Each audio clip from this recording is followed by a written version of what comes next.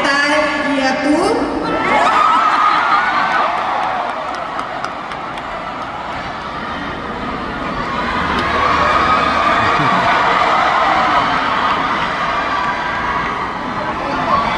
Amo yo contigo.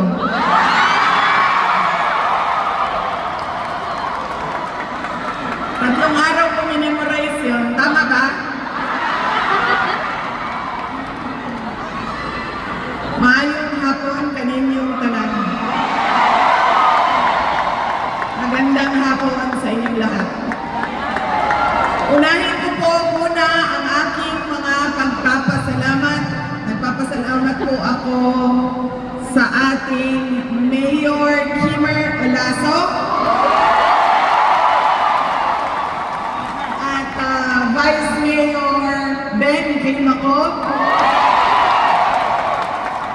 Dahil pinahiram po nila kami ng microphone, ng stage, ng gymnasium, ng ilaw, ng kuryente para po makapagbigay ako ng mensahe para sa inyong lahat ngayong hapon na ito. Maraming salamat po.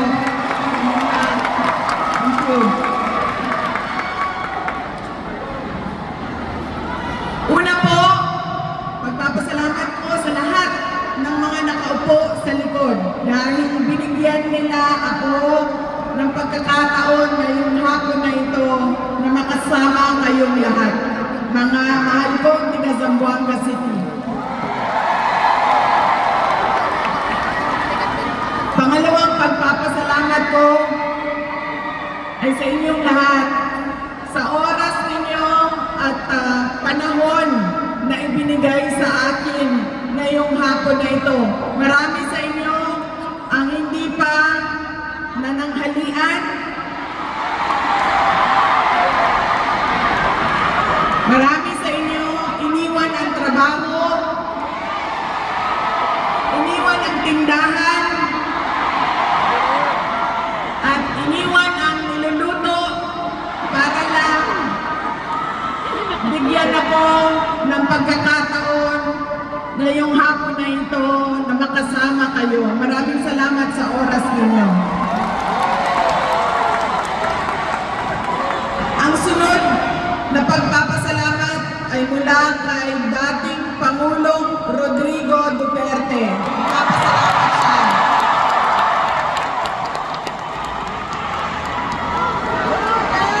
Nagpapasalamat siya sa inyong lahat sa inyong padayon na pagmahal, sa patuloy ninyo na pagmamahal sa Kanya, sa patuloy ninyo na pagsuporta sa Kanya, at sa mga dasal ninyo para sa Kanyang pag-uwi at magandang kalusugan. Maraming salamat po.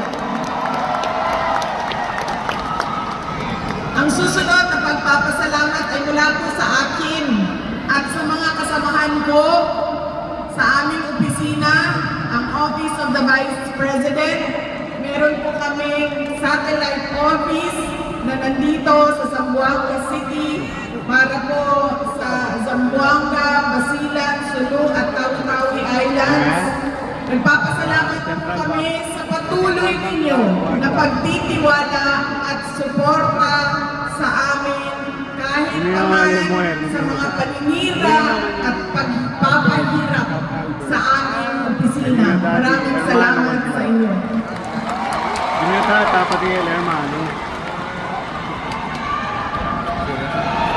Mga kabayan, hindi po ako kandidato ngayong eleksyon na ito. Ang akin pong obligasyon ngayong eleksyon na ito ay ipaalala po sa inyo kung ano yung mga mali na ginagawa natin bilang mga botante pag mayroong eleksyon na dahilan ng paulit-ulit na problema at paulit-ulit na kahirapan sa ating bayan.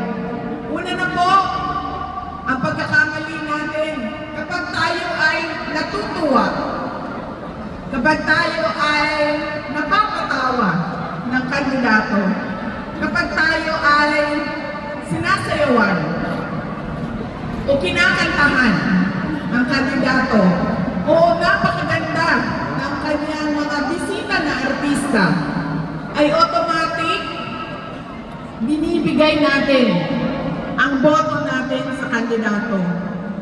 Hindi na natin tinatanong, ano ba ang pangako ng kandidato na ito noon nung siya ay tumayo sa entablado at binigay ko ang boto ko sa kanya na tinupad niya. Ano ba ang mga sinabi niya na gagawin niya para sa ating mga komunidad, sa ating syudad, sa ating bayan, na ginawa niya at ipinakita niyang totoo at hindi siya nagsisinungaling noong siya ay nangangampanya pa lang. Tulad na lamang ng pangako na 20 ang ugas.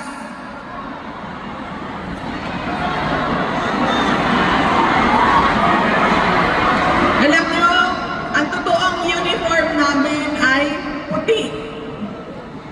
Sanang sample. Ayan. Yan ang uniform namin. Puti. Pero ngayong araw na ito, inisip ko mag-itim. Dahil nagluluksa ako. Napakalaki ng kanilang photo op noong isang kahapon. Napakalaki ng photo op ng roll out ng 20 pesos ang bigas. Saan? Sa Cebu. Tapos, anong balita ngayong araw na ito? Wala na ang 20 pesos na bigas. Isang araw lang. Ganyan ang klase ng pamahalaan natin ngayon. Pinaglalaroan nila ang mga mahihirap. Kaya tayo, kapag pumili tayo ng kandidato ngayong darating na eleksyon, tanungin natin, ano ba ang pangako nito noon na ibinigay niya? O ano ba ang mga pangako nito na kahit isa man lang hindi nakita ng taong bayan? Hindi pwede na dahil tayo ay natuwa, tayo ay kinantahan at sinayawan, automatic na ang boto natin. Dapat kinikilatis natin ng mas malalim pa sa tuwa natin sa nakatayo sa harap bago natin ibigay ang boto natin. Pangalawa, na pagkakamali nating mga Pilipino pagdating sa halalan. Kapag galing sa malaking pamilya ng mga politiko, ay automatic ibinibigay natin ang boto natin. Tulad na lang ng halimbawa ko, Duterte. Hindi dahil Duterte ang nakatayo sa harap ninyo, ay automatic na yung boto ninyo. Dapat tinatanong din ninyo bago ninyo ibigay ang boto, ano ba ang abilidad at kapasidad ng taong ito na mamuno sa aming komunidad, sa aming syudad, sa aming bayan. Lahat ng tumatakbo galing sa mga pamilya na politiko, asawa, anak, pamangkin, pinsan, kapatid, pangalawang asawa, pangatlong asawa, pang-apat na asawa, lahat sa isang politiko na pamilya. Pero huwag natin kalimutan tanungin ang mga sarili natin at tanungin ang politiko. Ano ba ang kakayahan mo?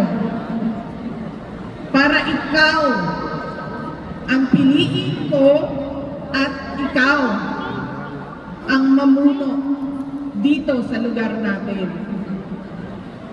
Pangatlong pagkakamali natin, mga butante, Andiyan na ang eleksyon o halalan. Ang ginagawa natin ay ibinibenta natin ang boto natin. Kung kanino tayo nakatanggap ng pera, kung kanino tayo nakatanggap ng 100, 200, 300, 500, magkano na ang akap ngayon? 2,000. Di ba dapat 5,000 yan? Nasaan na ang 3,000?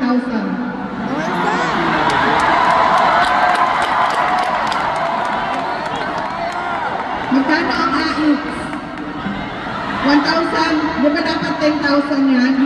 Nasaan ang 9,000? Bulsa.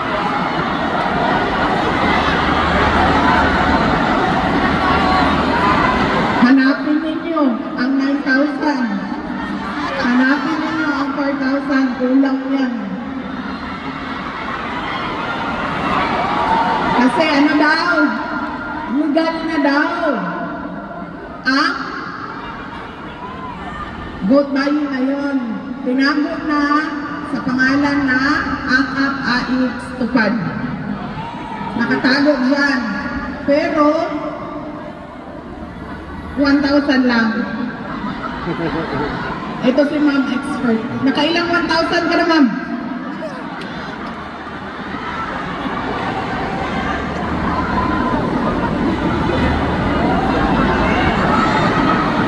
Tanggapin natin ang pera. Dahil hindi naman yung pera ng politiko. Pera yan ang buwis natin. Buwis ng trabaho natin, negosyo natin, at lahat na itinax sa atin at binabayaran natin na buwis. Pero hanapin nyo naman yung 4,000. Hindi ang makapaniwala. Talaga, 1,000 lang.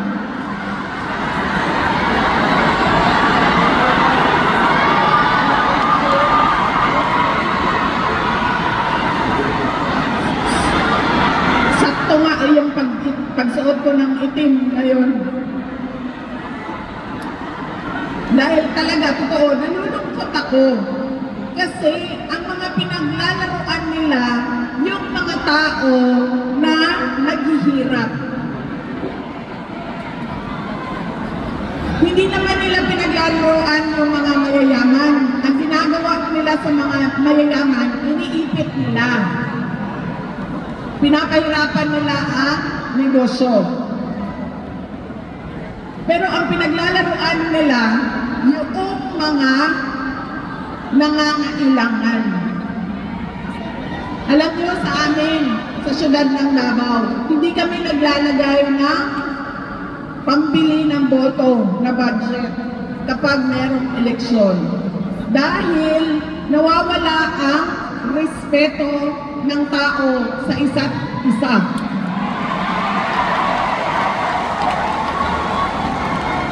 Yung mga tao, nawawala ang respeto nila sa leader nila.